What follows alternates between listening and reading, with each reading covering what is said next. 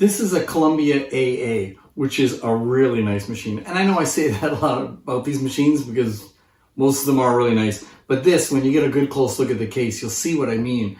That this is just really beautiful.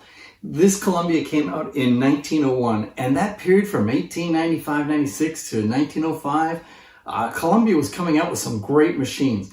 They had one for every price point. They had the $5 Q, they had these $10 to $12 B, and they had other machines like this.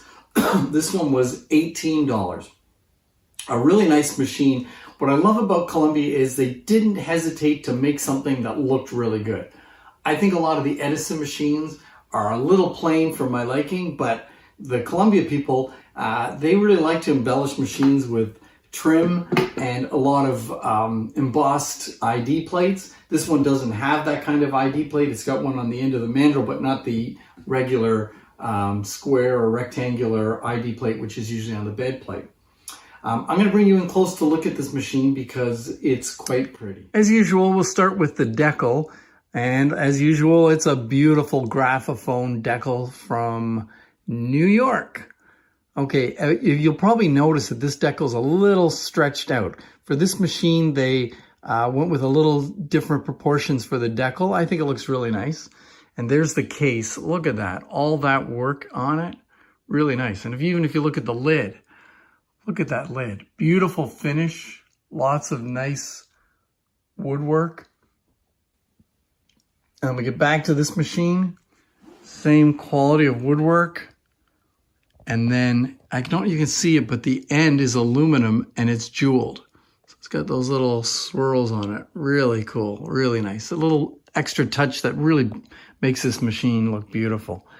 That's probably not the original reproducer. That's a larger one. And as I said in the other videos, I like the larger reproducers. They sound better. And then you can see some of the jeweling on that side. And there's the trunnion and the mandrel. Really nice. Aluminum parts, nickel-plated steel. There's the speed control, and then we got the on-off, as with most of the Columbias, it's found there. And then this is the original type of horn that would have come with it, a nickel-plated horn. If we take a look at the back of the machine, you'll see there's another decal on it.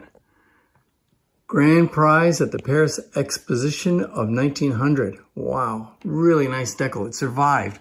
These little machines tended not to survive very well, but this one survived really well. Okay, let's hear it. Actually, before we hear it, let's take a look at the motor, because this is a rather interesting motor. It's a double spring. It's a motor with a spring that looks like the same size as the Graphophone B. It's a really tiny motor. Surprisingly, this motor works really well and will play a cylinder all the way through. And there's the case you can see inside the case. All right, so this time let's hear what it sounds like. Okay, I've wound the machine up. I took the crank off because they have a tendency to fall off because they unwind as they play, and it's designed to come off. I'm going to play a Columbia wax cylinder. You'll notice this one is a lighter brown. Usually these cylinders are darker, but some of them are a little lighter, so this is a bit unusual. I played it already a little bit, and it kept skipping at the beginning. So I'm going to play from just after the beginning. But strangely enough, there's no introduction on this cylinder, which I'm not sure what sound it's about. Well, let's hear it.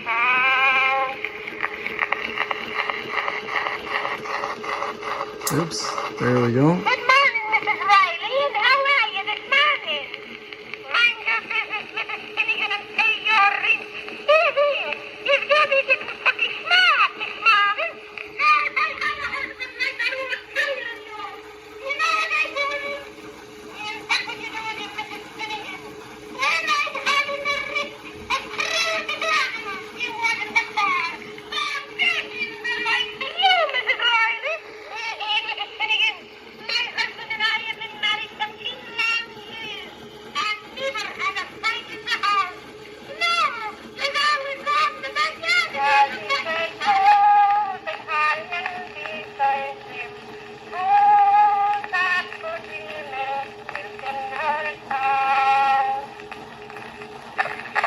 As far as putting the lid on, We should take a look at this machine with the lid on because it's so nice to look at.